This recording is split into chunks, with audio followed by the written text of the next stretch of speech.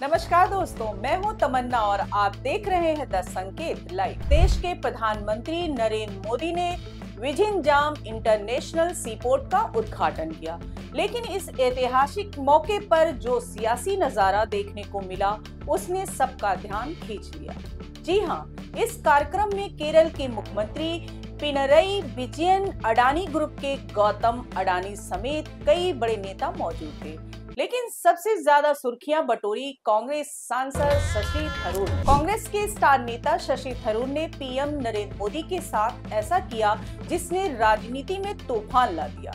क्या यह सिर्फ एक औपचारिकता थी या फिर थरूर का बीजेपी में एंट्री का संकेत? पूरी जानकारी के लिए बने रहिए हमारे साथ। जी हाँ, वही शशि थरूर जो अक्सर मोदी सरकार की नीतियों की आलोचना करते आए हैं, इस बार खुद एयरपोर्ट पर प्रधानमंत्री का स्वागत करने पहुंचे। गुरुवार रात पीएम नरेंद्र मोदी केरल पहुंचे और एयरपोर्ट पर उनका स्वागत किया कांग्रेस सांसद शशि थरूर ने। हैरानी तब हुई जब मोदी जी ने मंच पर मौजूद 4 लोगों में से सिर्फ थरूर से ही हाथ मिलाया। यहाँ तक कि केरल के सीएम पिनरई विजयन भी साइडलाइन हो गए। क्या यह कोई संयोग था या फिर राजनीतिक इशारा? शशि थरूर ने इस मौके की तस्वीर सोशल मीडिया पर पोस्ट कर लिखा, यह सिर्फ औपचारिकता नहीं बल्कि तिरुवनंतपुरम के विकास से जुड़ी उम्मीदों का प्रतीक है। इतना ही नहीं, हाल ही के महीनों में शशि थरूर कई मुद्दों पर मोदी सरकार की तारीफ भी कर चुके हैं। But on the other matters, including Ukraine peace and so on, the press conference suggested that the two of them had had a very good meeting. And to hear a man like Donald Trump, whose defense secretary yesterday called him the greatest negotiator in the world, announcing that the Indian Prime Minister was a better negotiator than he was, that sounds like something that Mr. Modi can put in the bag. That sounds very good. चाहे vaccine मैत्री हो या Ukraine युद्ध में भारत की रणनीति, पिछले कुछ महीनों से शशि थरूर मोदी सरकार की नीतियों की तारीफ करते नजर आए हैं। वैक्सीन डिप्लोमेसी से लेकर यूक्रेन वॉर तक उन्होंने केंद्र की सराहना की है। क्या यह कांग्रेस से मोहभंग का संकेत है? खुद थरूर ने एक पॉडकास्ट में कहा था कि अगर पार्टी को मेरी जरूरत नहीं तो मेरे पास विकल्प है।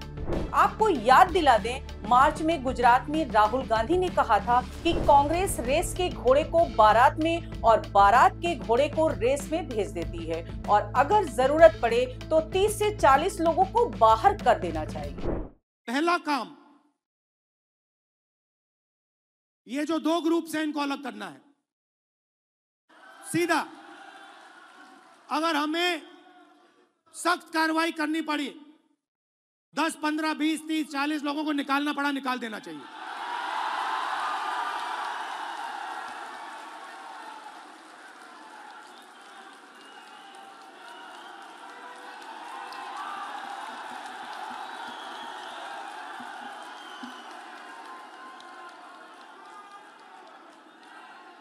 बीजेपी के लिए अंदर से काम कर रहे हो, चलो जाके देखते हैं, बाहर से काम करो।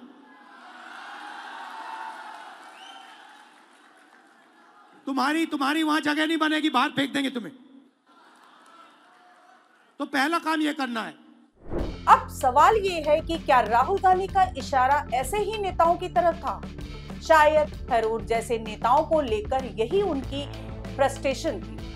क्या कांग्रेस अपने ही नेताओं को खदेड़ रही है? और क्या थरूर का मोदी से हाथ मिलाना बीजेपी ज्वाइन करने का इशारा है?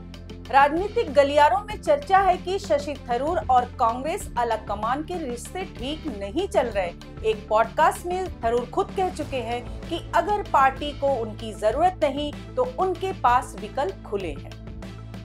बीजेपी ने भी मौका नहीं छोड़ा। बीजेपी नेताओं ने कहा कि राहुल गांधी को अब शर्मिंदगी उठानी पड़ सकती है क्योंकि उनके अपने सांसद अब मोदी सरकार की तारीफ करने लगे हैं।